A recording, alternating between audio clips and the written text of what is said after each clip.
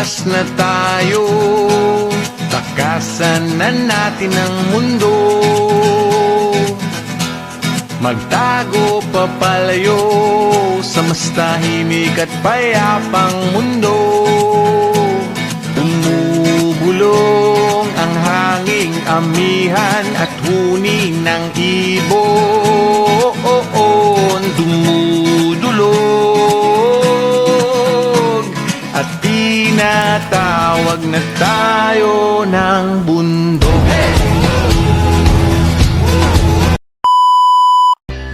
Hi guys, hi ma'am. So, mo na siya ang kanang house day. Mo na akong iatuan.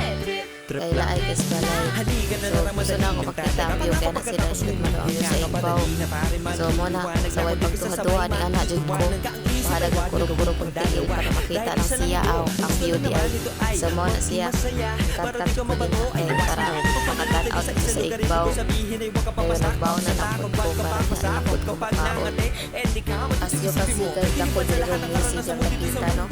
Kung nag-ako na yung ibigalitan ng ang view. Dito rin siya noon. So, kung siya guys, nagkakaon na ako din ang nakita. Dagko kay Kagamo. Dagko kay Kabab ni. Nagdainig na itong dagway tira guys. Pakinggan nyo to. Tagnigamay na. Trip lang. Pagkita.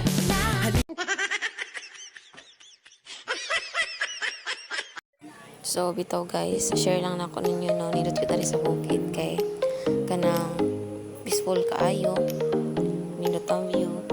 Dayon, simple lang dyan sa nagkinabuhi. So, kung gusto ka magkanang kuan, makasave sa inyong kwarta, masave ragod nimo siya kay pwede naman ka magtanong-tanong para di ka gasto. Then, pwede mo ibaligya ang imuhang itanong. Among ako guys, kung papilion ko, piliin dyan ako diri sa bukid kaysa sa city. Kaya ang city manggod is daghan ng mga tao, but kanang daghan ng mahalupilo pero kanang kuan siya, kanang langas. Base lang po na sa akong opinion guys, kaya ang uban mas ganahan mo po sila sa city kay kanang nindot man siguro dito, pero para sa ako ang mas comfortable dito din sa bukid. Ang life diri sa bukid guys, very simple na dyan kayo sa tanan. Kanang marag contented na bitaw ka o kung sa'yo na animo. Hindi bitaw ka nga magkuhan ng putong mas labang paana. Samaan ng mga pagkaon, kanang simple na kayo sa tanan. Kanang kamuti, makuhan na ka, malipay na ka, mga kaon ka na.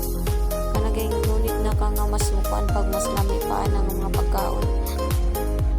So, maurag na siya guys. Inguna na rin ko simple din ang among life. So, about sa katong mga calamity nga ito ang na-experience, no? Hindi ko dahil siya lalim.